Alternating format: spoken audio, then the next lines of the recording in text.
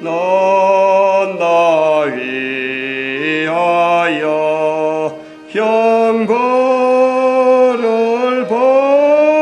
받으사 주가 진이 되신 얼림 주의 보혈일세.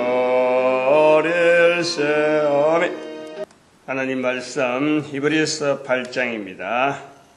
8장 1절에서 끝절까지 말씀 교독합니다. 1절 말씀 제가 먼저 받들어 봉독드립니다. 이제 하는 말의 중요한 것은 이러한 대제사장이 우리에게 있는 것이라. 그가 하늘에서 위엄의 보좌 우편에 앉으셨으니. 히브리서 8장을 통해서 사도 바울의 계시록이다. 사도 바울의 계시록적인 접근으로 해석해야 된다. 그 다음에는 새 언약의 등장, 새 언약의 그 현재적인 내용, 이것이 바로 그 주어지는 그 강금한 포괄성이죠. 새 언약은. 그 다음에는 오늘은 세 번째 3일에 걸쳐서 한다고 했는데, 실질적으로 이것이 현재적으로 우리가 어떻게 나타낼 것인가? 과연 우리가 새 언약을 또 사도 바울의 계시록적인 이 표현을 어떻게 내가 나타낼 것인가? 이 우리에게 주어진 숙제라요, 숙제. 2000년 동안 단순하게 히브리서 8장만 가지고 여기서 나오는 문구만 가지고 해석하는 세월을 보내기 위해서 2000년 있었다. 이거는 안 맞죠. 이거는 그러한 성경 자체가 기록이 되어질 때 단순한 기록이요, 이것이 수천 년에 걸쳐서 설교, 교회의 유지에, 교회라는 형태를 유지하기 위한 설교의 방편으로 주어진 성경은 절대 아닌 거죠, 이거는. 성경은 우리가 그렇게 만들어서 사용해서 그렇지, 성경의 근본적인 것은 모든 사람이 구원받기 위한 거예요. 모든 사람이 구원받기 위한 하나의 방편으로 남겨져 있는 거지, 이 성경이 계속해서 설교 현장에 해석, 신학교 위주로 해석하고 그것을 배운 것 가지고 설교하기 위한 건 절대 아니라. 왜 우리가 계시록적으로 받아야 될 이유가 바로 여기 있다. 철저하게 이 히브리서 8장에서 나타내는 이제 하는 말의 중요한 것은 여기에 계시록적인 것에서 분명히 우리가 덮어야 되고, 새 언약의 의미가 현재적으로 어떻게 나타나서 그것이 내가 실제적으로 해야 될 일에 눈으로 나타내야 된다니까, 보여야 된다니까, 이거를. 우리가 그 사도 바울의 계시록이다, 사도 바울의 새 언약이다 하는 의미를요, 계시록이라 할 때 이거는 일종의 끝내는 거예요. 이제 앞에 부분을 끝내고 이제부터는 새로운 어떤 정리를 해서 그 시각을 보는 그 자세가 2012년으로서 이 사도 바울의 계시록적인 이 내용을 이제는 한번 접근을 한단 말이에요. 그리고 새 언약이라 하는 이 부분에서 나오는 이 내용을 현재적으로 어떻게 받아들이냐면은 전 인류를 향한 하나님께서 인류를 구원하기 위해서 지금 현재 언약적인 내용으로 보여준 것이 뭐냐? 우리가 그걸 공산으로 본다니까, 공산. 18세기에 있었던 공산이라는 단어를 사도 바울이 보는 대제사장의 그룹에서 이스라엘 백성들로 하여금 예수 그리스도를 접목시키는 것과 같이 모든 사람을 구원하게 하시기 위한 이스라엘 백성들에게 대제사장이 제도가 주어졌다면 모든 인간들에게 현재 2013년부터 나아가는 그러면서 우리에게 있어서의 사도 바울의 계시록적인 이 표현에서 붙잡아야 될 내용은 이 공산이라는 단어가 지금 만드는 것이 아니고 200년 전에 이미 만들어진 단어를 가지고 이것은 온 인류에게 평화를 주시기 위한 온 인류를 이 땅에서 참으로 구원의 길에 들어서는 길로 인도하기 위한 하나님의 섭리로서 이 공산이라는 단어가 나오게 되었다. 내가 지금 만들고 우리가 공산 쓰작해버리면 이거는 말도 안 되는 거고. 누구든지 공산을 안다는 거예요. 시점이. 그리고 그냥 뭐 옛날에 있었다 없었다 이런 하나의 주의가 아니고 중국이라고 하는 분명한 지금 하나의 실체가 전 세계 인류 가운데 무시할 수 없는 인구를 가진 어마어마한 인구가 지금 공산이라는 언어를 속에서 지금 통일이 되고 모든 사람이 중국을 볼 때 중국의 공산당이라는 한 당의 통치라 한 당의 통치 공산당이라는 한 당이 지금 통치하고 있는 인식이 되어 있다는 거예요. 이 여련 이 공산에 대해서 오해를 할 수 있는 지금 여기서 공산을 쓰자 할 때 중국의 공산이 아니고 중국이 쓰고 있는 공산 자체를 바꾸는 거예요. 바꾸는 거예요. 원래적으로 돌리라. 원래적으로. 공산이 뭔지도 모르고 지금 받아가지고 국가가 지금 하나의 딱 공산이라는 단어를 붙잡는 데는 지금 저들이 인류 가운데 하나의 모델이지. 그 공산을 바르게 쓰고 있는 건 아니라. 바르게 쓰고 있지 않으면은 결국에는 공산은 공산 이름 가지고 중국은 뿔뿔이 흩어지는, 개인이 되어지는 그런 걸 이제 계산이라 하죠. 계산. 개인 할 때 개자, 떨어지는 낮게 할 때 낮게 개자에다가, 그거는 공산에 어쩌보면 나중에 흩어지는 반대가 계산이 되어지지 않겠나, 이래 돼요. 지금 이런 계산 쪽으로 나가는 그 취향이요. 사실 우리나라가 지금 굉장히 발달해 있어요, 지금. 우리나라가 발달해 있다니까. 방공 외치던 모습에서 우리가 계산으로 나가는 우리 개인의 어떤 그 자체가요. 굉장히 지금 발달, 우리에게도 큰 위기다, 지금. 그런 구조를 지금 가지고 이야기를 하려단 말이에요. 그러면은 여기서 우리가 좀 잠깐, 현장의 실제적인 역사 현장을 우리가 조금 성경적으로 또 그런 걸음 자체에 대한 흔적을 우리가 정리해 볼 내용이 몇 가지 있어요. 요한 계시록을 계시록이라 하는 이유가 뭐냐? 요한의 계시록의 사건은 다니엘서에 있는 상황을 사도 요한이 어떤 계시적인 내용으로 이걸 사도 요한의 시대에 그게 한 약 500년 이상의 갭이 현재 있는 거예요. 다니엘서와 요한계시록 사이에는 이게 500년간이 있는 거예요. 500년 전에 있었던 다니엘의 사건을 요한이 나타냄으로 해서 이것이 성경에 기록되어 있다. 그리고 예수님 오신 신약의 시대에 기록되어 있다라는 것이 이게 흐름이란 말이에요.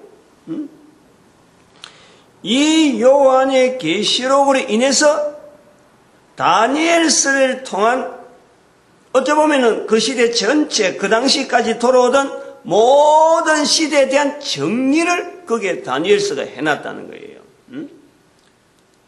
그래서 그러한 영향 때문에 요한 계시록을 통해서 예수 그리스도 오심으로 인해서 향후에 있을 모든 인류의 역사에 이것을 적용하는 거예요.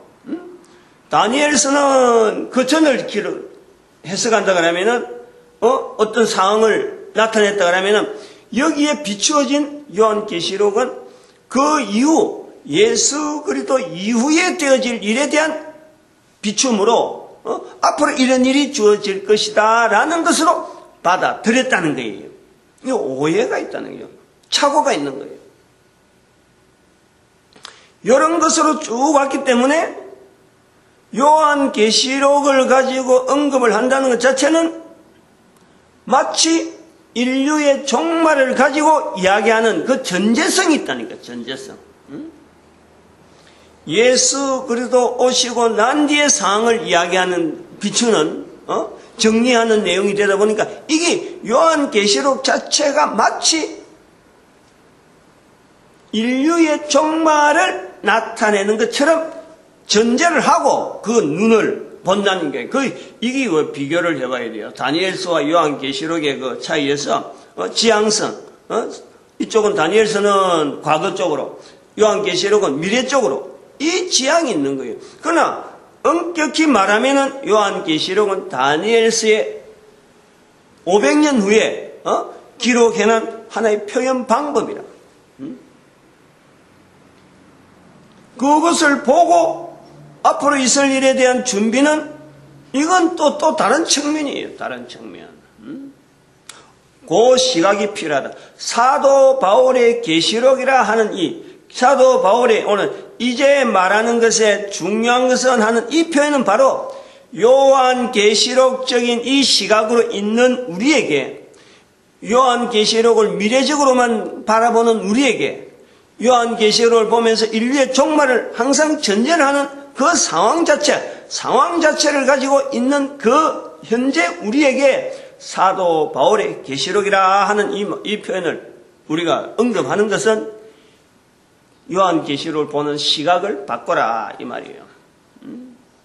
요한계시록을 보는 시각이 아니고 실질적으로 미래형은 바로 사도 바울의 계시록적인 이 내용을 가지고 미래형이지, 요한의 계시록은 그 내용을 사도 바울 계시록하고 연결해버리면, 믹사를 시켜버리면, 요 내용하고 믹사시키면 사도 바울의 계시록이 현재적이라 그래. 현재적이라.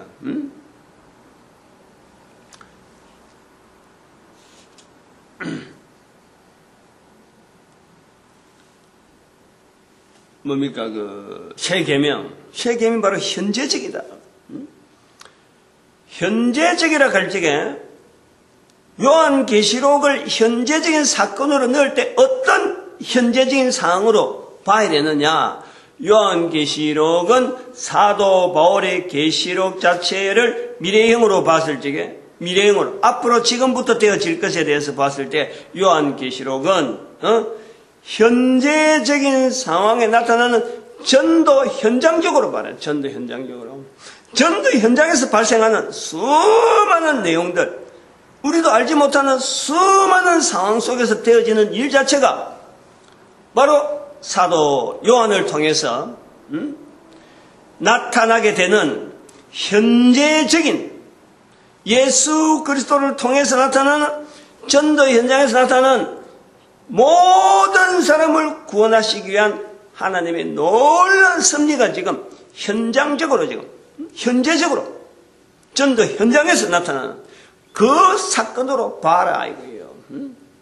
인류의 종말은 그런 사건, 모든 사람이 예측하면서 나타나는 수많은 내용이 전제가 되면서 인류의 종말이 이렇게 올 것이다 라고 해서 인류가 종말이 오는 게 아니라는 거예요. 인류의 종말은 이제부터라는 거예요. 이제부터. 지금부터 2012년 끊어서 2012년 13년을 딱 잘라서 2013년부터 살아가는 인류의 삶은 받아들이라는 거예요. 종말적인 삶으로 받아들이라.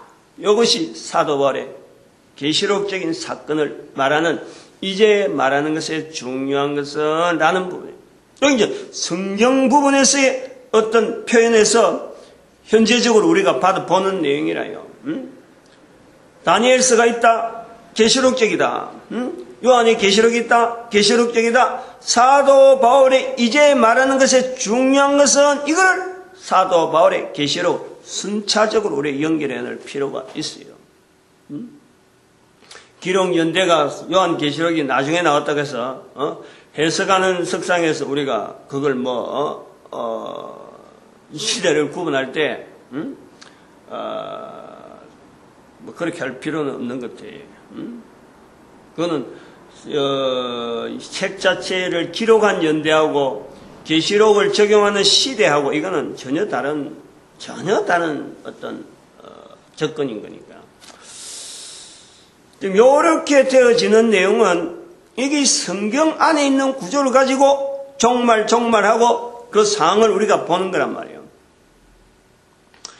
계시록을, 요한 계시록을 이렇게 보면요, 계시록의 성격이 보는 눈이 확 달라지는 거예요. 왜 이렇게 되지 못하느냐? 히브리서 자체에 대한 내용을 바울의 서신에 주지 않는 것과 요한계시록의 내용을 전도 현장적으로 보지 않으려는 거하고 이게 똑같은 거예요. 똑같다는 거예요. 즉 2000년 동안에 2012년에 인간의 종말이라고 하고 우리가 선포할 정도의 내용을 우리가 언급할 때에 2000년이라는 세월을 가운데에서 예수 그리스도께서 말씀하신 내 증인되라, 입으로 예수를 시인하라, 성령을 인정하라, 이런 말에, 이런 말씀에 인류가 전적으로 지향했느냐, 최선을 다해서 여기까지 왔느냐? 안 왔다는 거예요. 안 왔다는 거예요. 그렇게 안 했다는 거예요. 그런 것이요, 아주 증거라 증거. 전도 현장적으로 접근하지 않는 히브리서 자체에 대한 우리가 받아들이는 거나 요한계시록을 보는 눈이나 지금 현재 돌아가는 이런 형태로 신학교고 뭐고 강의하면 다 이렇게 받아들일 현장적으로 되어지는 어쩔 수 없는 거예요. 그거는 2000년이 그래 왔다는 그런 것을 끊자는 거예요. 2012년은 그걸 끊자는 거예요. 그걸 끊고 이미 2000년 동안 있는 하나님의 주신 새 언약, 그거를 공산으로 해서 우리가 받아들이자. 새로운 공산 운동을 하려는 게 아니라 새로운 공산주의가 되려는 거 아니에요.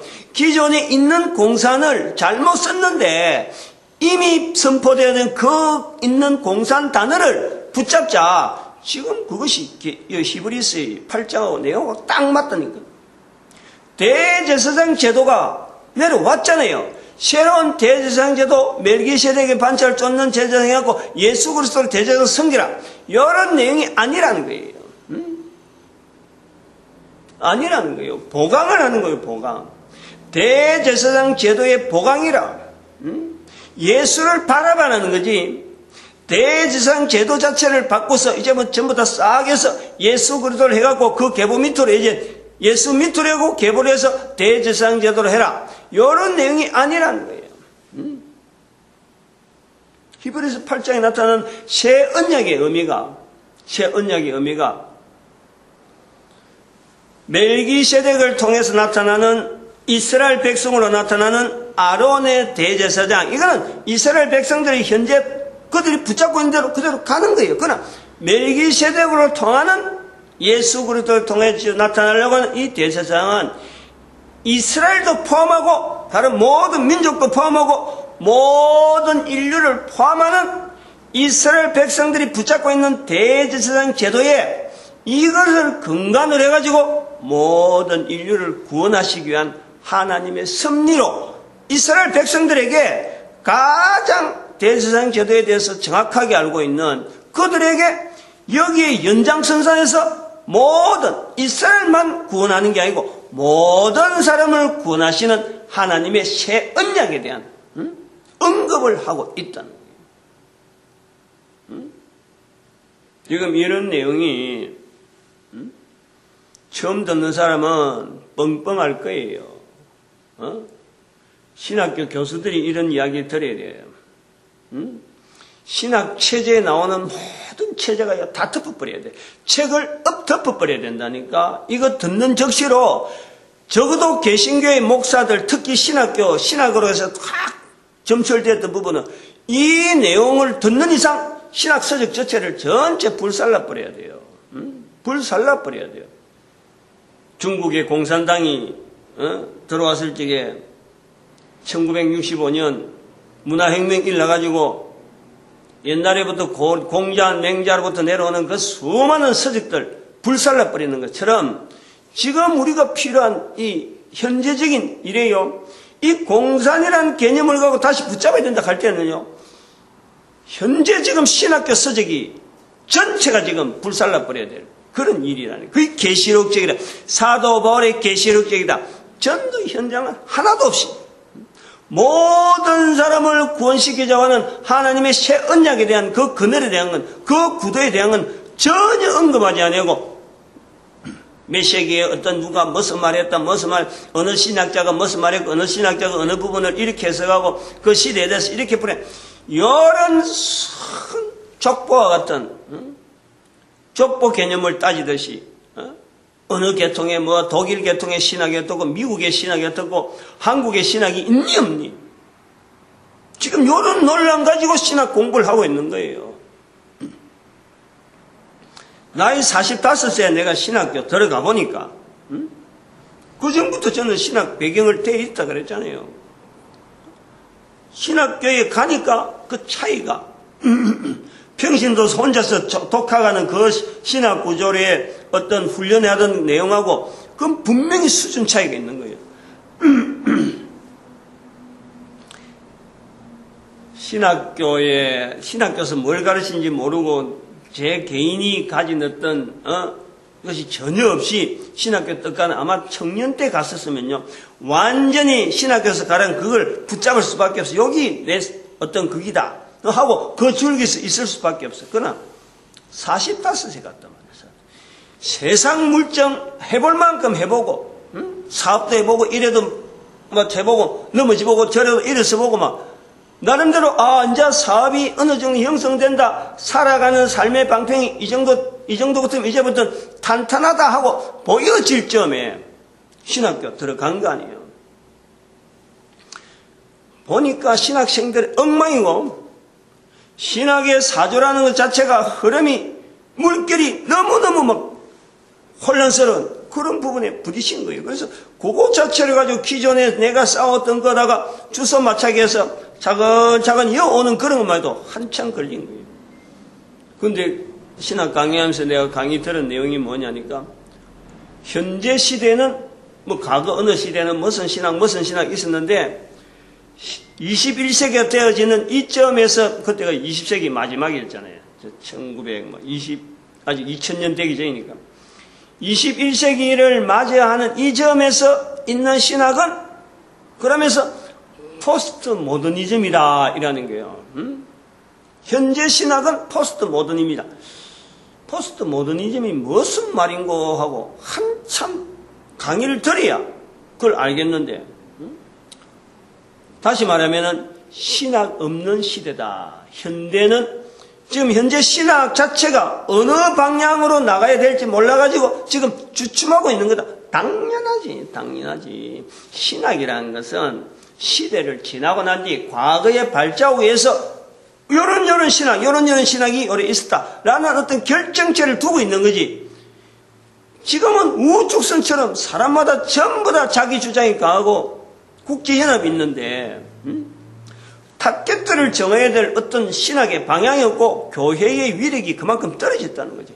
교회의 힘 자체가 교황이 국제연합에서 넘어지고 있는데 무슨 신학이 필요하고 나올 이유가 없는 거예요. 그런 말을 내가 들었다니까.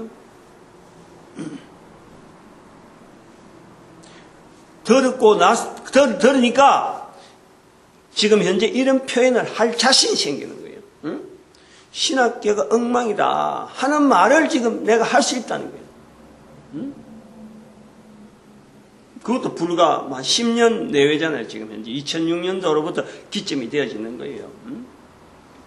교회가 전도하지 않는 교인들은 2006년도에서 대구에 여러 교회를 다니보면서 이상하다 하는 개념을 가지고 결정적인 것은 2009년도에 12월 달에 전국의 4만 교회 주소록이 있기 때문에 4만 교회지 나중에 주소록 2만 부를2만 부를 더 확보했다. 만약 그것을 처음부터 6만 부를 갖고 6만 교회라 이 주소를 갖고 있으면 내가 아마 6만 부를 보냈을 거예요. 처음엔 4만 부밖에 리스트가 없었어요. 나중에 2만 부 더 추가를 하는데 그 4만 교회를 전국의 4만 교회를 전도하는 문화를 알리고자 해서 전도지를 말이죠. 책자를 여러 다양한 책자 돈도 비싸게 5,000원 이상 될 만한 내용들을 CD도 엮고 말고 그래가지고 세트를 해갖고 전국의 교회를 보냈는데 전도하자고 보냈는데 그거다가 이 5,000짜리니까 5,000원 얼마든지 할 수 있는 내용이잖아요. 개인으로는 부담 안 돼. 근데 4만 불을 만들어 난 나는요, 거기에 돈이 3억 이상 가까이 들어간 거예요. 어마어마한 돈을 들인 거예요. 교회에 그때 헌금 막 있는 거 말이야. 전부 다 갉아갖고 다 집어했고, 1억이라는 대출까지 받아서 한 거예요. 될 줄 알았지. 5천원 누구든 이을 줄 알았지. 그거 부도날이라고 누가 생각했겠어. 딱 응답 온 거는 0.05%. 4만교에 보냈는데 200통 5만원, 5천원 연대가, 그러니까 그게 100만인가 그래 왔어요. 100만인가. 한 달에 12월 말에, 2009년도 12월 말에 딱 들어온 돈이 100만이래. 그 뒤로는 뭐 몇천 원씩 조금 들어온 거지만, 그로부터 2010년 한 해, 그거 실험하는 거예요. 도대체 이런 현상이 왜냐? 이게 우편물 사고다. 그래갖고 검찰청에다가 대구지청에다가 고발하고, 우편물 이거 분명히 뭔가 제도가 잘못됐다. 서울에다까지 연결하고 말이야. 다 했어요, 제가. 한 대까지 다 했다니까. 국가배상으로 해라 해갖고 다 했다니까. 근데 결국 내가 주장할 내용에 대한 근거가 너무 약하다. 나는 최선을 다해서 개인적으로 그동안에 학률을 내가 공부를 쫙 했기 때문에 통계 학률 중에 그런 석상에서 이걸 전화도 해보고, 랜덤하게 막 체크한다고 막 자료를 준비해놨는데 내가 하는 방법 자체가 잘못된 게 아니고 내 개인의 자료 자체가 이게 공신력이 없다. 그렇게 나와버리는 거예요. 그래서 그것 때문에 1년을 실험하면서 교회가 결과적으로는 우편물에 대한 것도 없잖아. 뭐 있겠지만은 교회가 전도하지 않는 교회다 하는 것을 본 거예요. 며칠 전에, 얼마 전에 한 일주일도 안 돼서 며칠 전에 전화 한 통 왔는데, 이 5,000원짜리가 뭐가 있는데 이 전도지 구할 수 있겠느냐. 이제 와서 전화 와요. 이제 와서. 내가 물어봤지. 목사님 그거 받고 5,000원 입금 안 시켰죠? 안 시켰대. 안 시켰다 하면서도 아직도 안 시키고 있는 거예요. 5,000원 입금 어떻게 하냐? 그거 분명히 그 내용 나와 있는데, 안내서 나와 있는데. 이 교회가 얼마나 양심이 없고, 얼마나 공짜 좋아하고, 얼마나 전도를 하지 않는지. 돈이 엄청나게 들어가고, 나는 그것 때문에 개인 회생 신청해갖고, 그거조차, 개인 회생조차도 안 된다 할 때, 내 처지가 그런 거예요. 지금 현재 그런 입장에 있는 거지. 2011년부터 시작해서 지금 개인 회생조차 안 돼갖고, 개인 회생을 신청할 수 있는 그 자격, 그거 지금 획득하려고 내가 지금, 어떤 뭐 길이 없나 하고 지금 막 살피고 있는 거예요. 그만큼 지금 재정이 어렵다는 거예요, 지금. 여기까지 유지되는 게 이게 보통이 아니라 그런 상태로. 교회가 전도를 안 한다 하는 것에 대해서 저는 요런 나름대로의 대가를 치르고 확인이 된 거예요. 그냥 말만 가지고 하는 게 아니라니까. 이런 상황에 어떻게 히브리서가 바울의 서신이라고 그런 말이 나올 수가 있겠어요? 어떻게 요한계시록이 현재적이라는 거, 전도 현장적이라고 하는 그 부분을 어떻게 말할 수 있겠느냐, 우리 교회가. 어림도 없지. 철저하게 해야 돼, 철저하게. 그 전도 현장에서 일어나는 한 영혼에 대해서 하나님의 섭리가 어떻게 나타났는데 그걸 무너뜨리려고 하는, 개인의 구원에 대해서 그렇게 방해하려고 하는 그 악한 사탄의 역사가 얼마나 적나라하게 드러나는 것이 바로 그 요한계시록을 통해서 우리가 분명히 볼 수 있어야 돼요. 딴 데 가고 괜히 이걸 뭐 형상적으로 어떤 사건적으로 시대적으로 해석하면요, 철저하게 그거는요 자기 스스로에게 마이너스라. 득될 거 하나도 없어. 손 안 대는 게 좋아. 안 읽는 것도 좋고, 괜히 그런 거 영상에서 내가 뭐 계시록에 있는 내용을 이렇게 잘 해석했다, 전도하지 않으면서요, 그런 이야기는 절대 하면 안 된다고 보는 거예요. 저는 그래 보는 거예요. 이제는 이 요한의, 사도 바울의 계시록적인 이 부분에서 이제 말하는 것이 중요한 것은 새 언약하는 이 부분이에요. 하나 또 언급해야 될 부분이, 대제사장으로 데려오는 이 길에 멜기세덱을 통해서 예수 그리스도를 통해서 모든 일을 포함하려고 하는 이 상황 자체를요, 이것이 계시록적이다 하는 이 표현을 왜 지금 여기서 언급하느냐면은, 역사적인 흔적에서 유대인들이 이 기록이 이후에 아론으로부터 주어지는 대제사장을 잡는 이 길이 계속 유지를 할 수 있었느냐, 이거 우리가 봐야 돼요. 사도 바울은 멜기세덱으로부터 주어지는 이스라엘이라는 구조를 가지고 있는 지금 구원에 대한 반차를 예수 그리스도를 통해서 모든 사람을 포용했다라고 한다면은 당시에 있는 유대인들은 여전히 아론으로 내려오는 대제사장을 잡고 있는 거예요. 그런데 이것을 통해서 시대가 계속 갔느냐? 아론으로부터 주어지는 대제사장으로 주어진 이 끈을 끊어야 되는 시점이 나타나는 거예요. 그게 2000년 기간 동안 나타났다는 거예요. 그게 2000년 동안 이스라엘 사회에서 나타난 거예요. 사도 바울은 멜기세덱으로 통해서 모든 사람을 구원시키기 위한 계세장 제도를 히브리서 8장에서 나타내서 새 언약이라 한다면은, 멜기세덱 반차가 아닌 아론의 반차를 잡고 있는 유대인들은 당시에는 잡고 있었는데, 이 일 후로는 아론의 제사장, 아론으로부터 주어진 제사장 제도 자체가 흐지부지 맹맥을 유지하지 못할 정도로 이스라엘 사회가 전 인류 가운데 흩어질 수밖에 없는 고정적인 성전 제도 자체를 불허하는 거예요. 1945년에 이스라엘의 회복이 있었음에도 불구하고 통곡의 벽이라는 성전의 한쪽 벽만 남아있지, 거기에서 이스라엘 사람들은 여전히 제사 제도를 집행하지 못할 정도로 되어 있는 거예요. 우리가 이거를 단순하게 역사적인 사건이 그렇다라고만 할 것이 아니라는 것이 사도 바울의 계시록적인 이 표현에 대한, 이게 바로 이제 말하는 것이 중요하다는 것을 우리는 봐야 되는 거예요. 이스라엘 백성들이 대제사장, 아론으로부터 내려온 대제사장들을 영원히 갈 줄 알았지, 영원히. 그러나 사도 바울은 멜기세덱부터 내려오는 예수 그리스도를 통한 모든 인간의, 모든 인류의 대제사장을 사도 바울은 선포를 하는 거죠.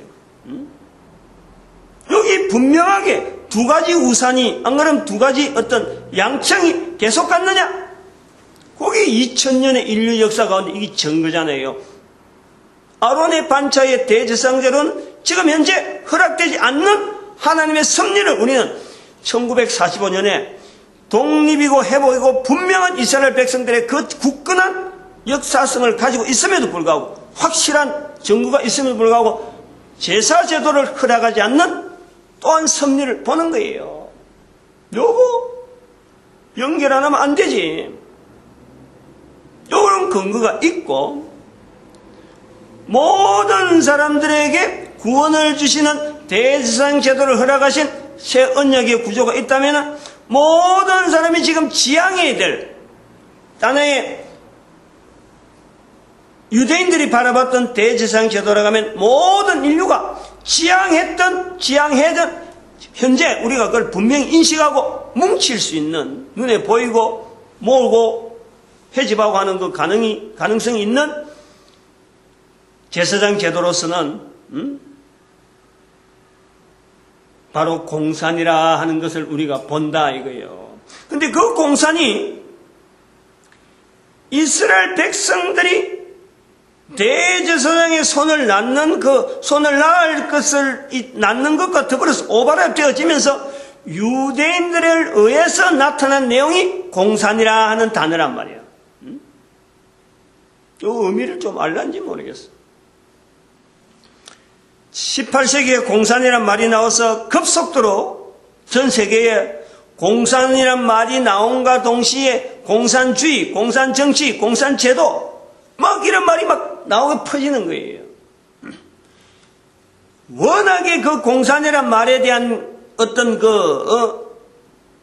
힘이 당시에 말하면은 뭐 원자 폭탄 정도가 아니지. 그 공산의 말이 확산되어지는 건 산업혁명으로 내려오는 그 여파가 워낙에 위협적이고 워낙에 어떤 대안이 없는데 유대인들의 모습, 유대인들의 어떤 길드 제도, 길드 제도 두 길드 제도가 같이 합치는 거 아니에요.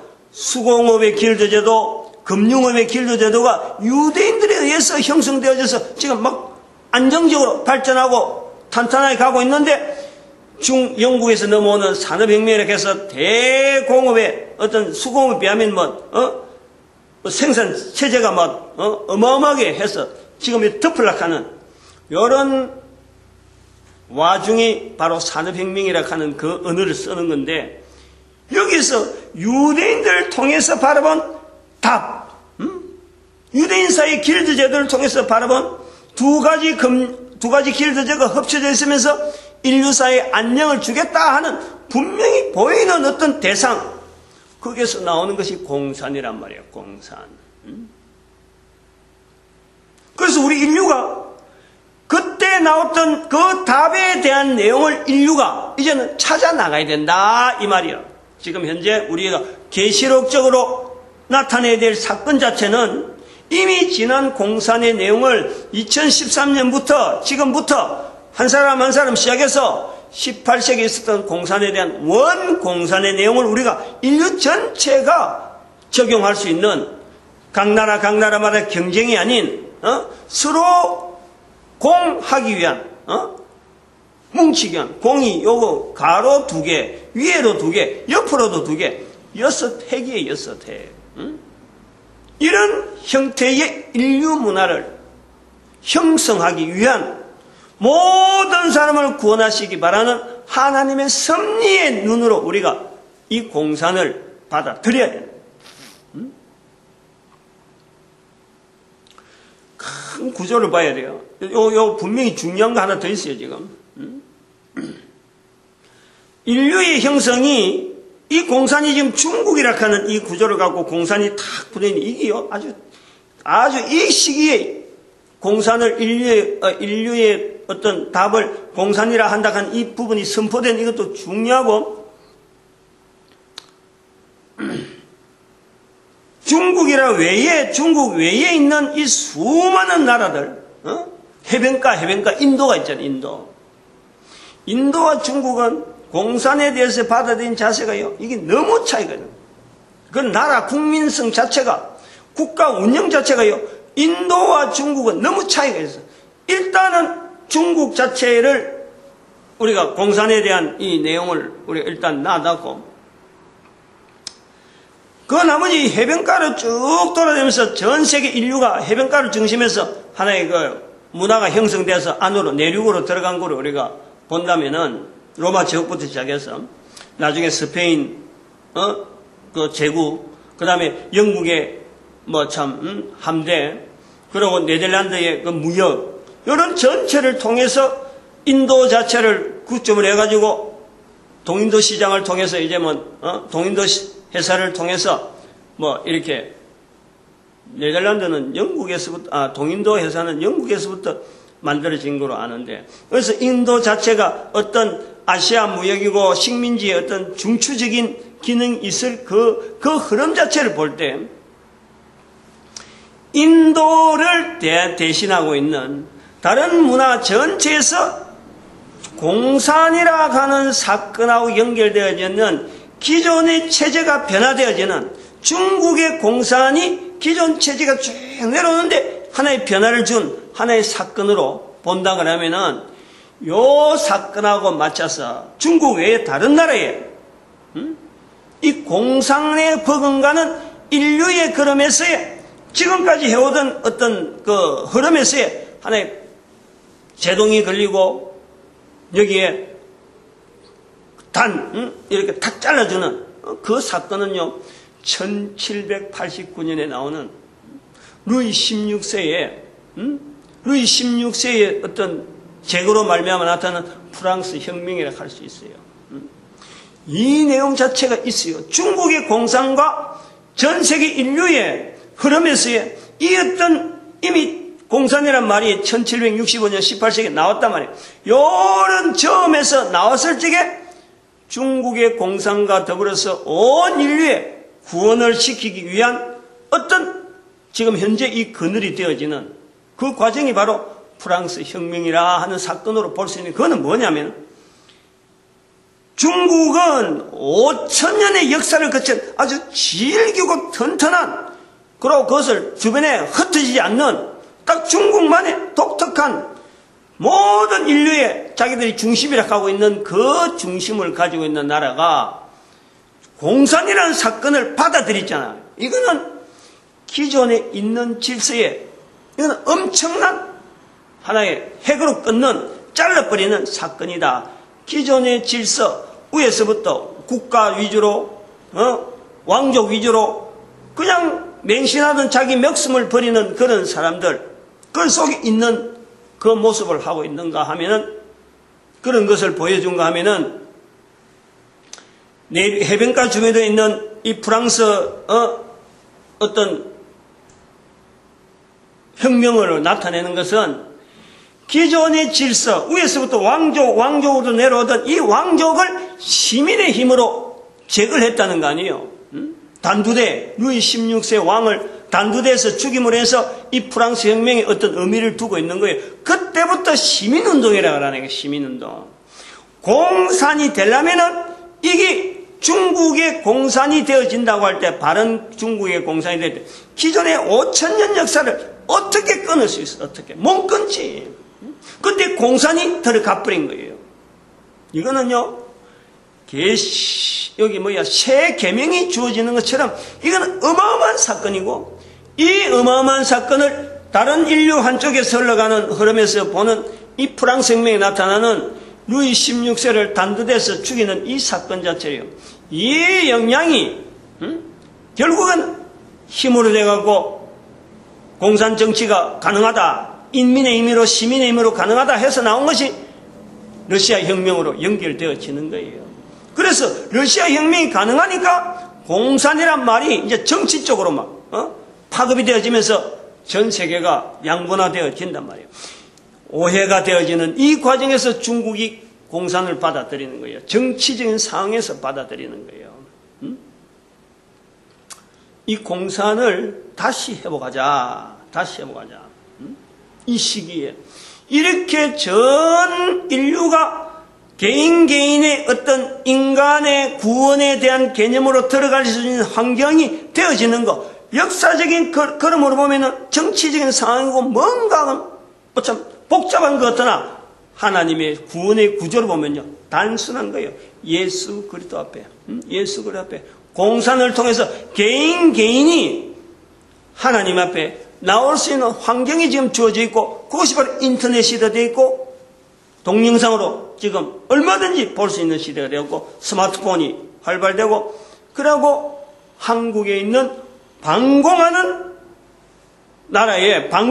나라의 목사 공산에 완전히 배치되어지는 목사가 이걸 갖고 이야기를 하고 있다. 여러 가지가 의미가 있는 거예요. 지금 시간이 없어서 어쨌든 히브리서를 통해서 우리가 지향해야 될 것은 이 공산이고 그리고 이 공산을 통해서 나타내야 될 것 중에 가야 되는 것 중에 정리해야 되는데 이게 바로 11조가 있다. 11조. 공산은 11조 제도를 안착시키는 거예요. 11조 제도를 통해서 이스라엘 백성들이 형성되었던 그 길드 제도 11조 제도에서 당연히 나올 수밖에 없는 검정관계 여기 길드의 두 가지 형태로 나오는 거예요. 수공업 발달과 금융의 어떤 형성이 나타나면서 이게 공산이란 정체로 드러난단 말이에요. 그러면은 지금 현재 우리가 나가야 될 길은 전 인류가 나가야 될 방향은 뭐냐니까 이 각 나라마다 11조 제도를 형성해야 돼요. 11조 제도를 제도화시켜야 돼요. 11조 제도. 11조 제도를 제도화시키면서 11조에서 걷어지는 돈을 전 인류가 이제 이것을 공존 스로간에 이걸 갖고 유용하게 약한 나라, 약한 이웃, 국내에서도 벌써 약한 이웃에 먼저 이것이 돈이 지불될 수 있는 장치를 만들고 국가적으로도 이게 공조가 돼서 힘있는 국가에서 나오는 11조와 약한 국가에서 나오는 11조 이게 서로 보완이 돼야 돼. 지원해주는 정책이 나와준다. 지원해주는 정책. 그러니 금융이 지금은 전 세계에 유대인들을 통해 나간 금융이 있는가 하면은 또 한 금융은 이슬람권을 통해서 지금 현재 싱가포르에서 인도네시아인가?